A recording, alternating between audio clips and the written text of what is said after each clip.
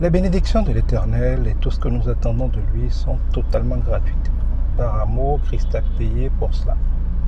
Mais si cela est obtenu par la grâce, nous ne pouvons nous en saisir, nous ne pouvons les posséder, nous ne pouvons en jouir que par la foi. La foi, c'est notre état d'esprit. Et cet état d'esprit nous aligne sur une fréquence ou sur une autre. Si par la foi, nous croyons en Dieu, à ce que Dieu a dit, à la nature de Dieu, aux promesses de Dieu, aux instructions de Dieu, et que donc nous croyons, nous pensons, nous parlons et nous nous alignons sur cette fréquence-là, et bien étant connectés à cette fréquence de Dieu, c'est ce que Dieu a pour nous, la paix, la joie, la santé, la prospérité, la gloire, qui va couler naturellement sur nous. Et ainsi donc par notre foi, nous prendrons possession de ce que Dieu a de meilleur pour nous. Mais si au contraire nous avons peur, eh bien nous sommes alignés automatiquement malgré nous sur la fréquence de la peur, des ténèbres du diable. Et si nous sommes alignés sur la fréquence de la peur des ténèbres du diable, c'est ce que le diable a, la peur, le doute, l'inquiétude, la maladie, la dette, la honte, la stérilité, la pauvreté, la mort.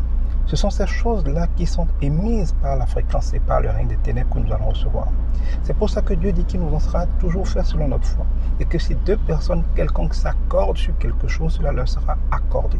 Si par la foi en Dieu, tu t'accordes avec Dieu sur la parole de Dieu, sur ce que Dieu promet, sur la nature de Dieu, eh bien c'est ce que Dieu aimait qui te sera accordé.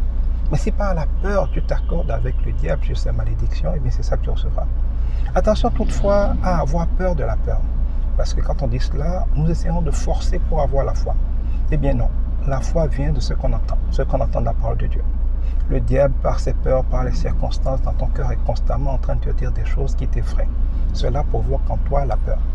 Mais pour avoir la foi, il faut tout le temps être en train de méditer, de se rappeler, de voir, de répéter, de contempler, de se rappeler de ce que Dieu a dit.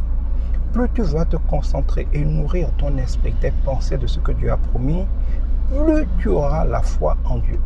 Plus tu vas laisser les circonstances, le monde, le diable et tes problèmes te parler, plus tu auras peur. Attention toutefois, tout homme a peur. Jésus, y compris dans le jardin de Gethsémani, malgré qu'il était Dieu incarné, a eu peur. Il a dit, Père, est-ce que tu peux détourner ça? Mais finalement, il a dit que ta volonté soit faite. La tentation de la peur, l'envie d'avoir peur n'est pas un péché, mais y céder est un péché. Tous, face à certaines épreuves, nous avons peur d'avancer. Ce n'est pas grave pour peu que nous ne reculions pas. Il faut, quand on a peur, méditer davantage la parole de Dieu pour avoir la foi, mais il faut surtout s'assurer d'agir selon cette parole et nous triompherons, notre Christ Jésus.